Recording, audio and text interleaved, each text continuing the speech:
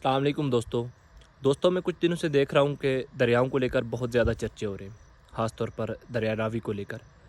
तो दोस्तों इन दरियाओं के बारे में एक बुज़ुर्ग ने कहा था कि ये जो दरिया होते हैं ना, ये एक साँप की तरह होते हैं और इसमें मौजूद जो पत्थर होते हैं वो इस साँप के अंडे होते हैं। वो अपने अंडों को देखने ज़रूर आता है, चाहे वो 1 साल बाद आए, 10 साल बाद आए या 50 साल बाद। तो जब आप उसके अंडे पर कब्ज़ा करोगे तो उसने तो आपको डसना ही है। आप दरिया रावी को ही ले लें, वो 38 साल बाद आया है।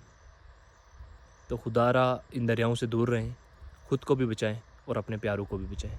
सलाम पहुँचे।